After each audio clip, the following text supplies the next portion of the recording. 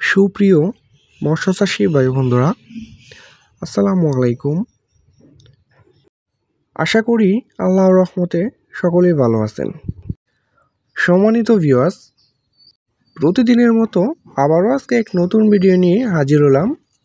আজকের ভিডিওতে মাগুর মাছ সম্পর্কে বিস্তারিত আলোচনা করে থাকব।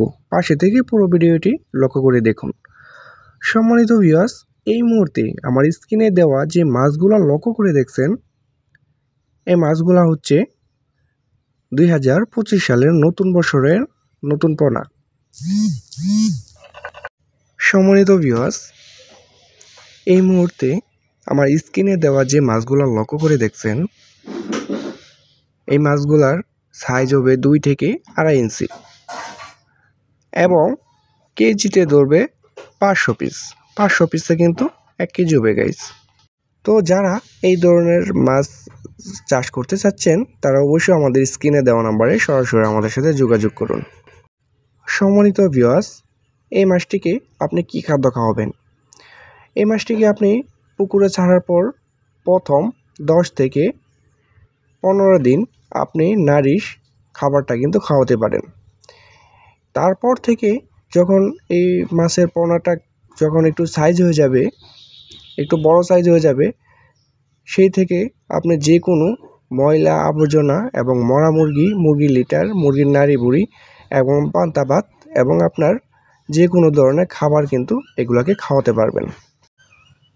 আরও একটি কথা হচ্ছে, এই মাছটির রোগবালাই খুবই কম এবং এটি আপনার যে কোনো ময়লা আবর্জনা এবং পরিত্যক্ত পুকুরেও কিন্তু এটি বেঁচে থাকতে পারে, যেমন খুদি পেনা, কুচুরি পেনা এবং পানির রং খুবই খারাপ।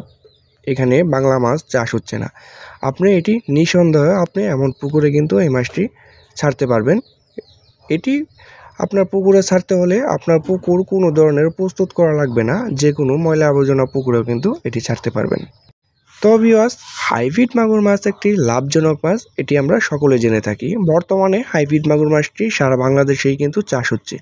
একটা সময় দেখা যেত এই হাইব্রিড মাগুর মাছের পোনাগুলা নদী, নালা, খাল, বিলে এগুলা মাছের দেখা দিত। বর্তমানে আমরা এটি 64 জেলার মধ্যেই সেল দেওয়া হচ্ছে। এটি চাষের বায়েরা চাষ করে কিন্তু অধিক পরিমাণে লাভবান।